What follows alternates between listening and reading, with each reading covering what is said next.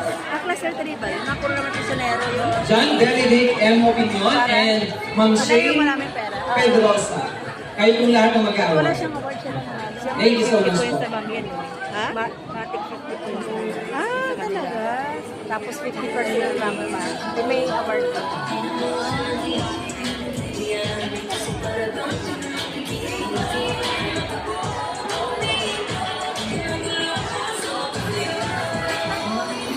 Sa Princess may award sila. And for our Miss Alumni 2024, we have from Cluster. Cluster number 3, Mama Dora Herrera. Congratulations. May partner pala yun. Ate sila. Kasi pareho sila ng mama.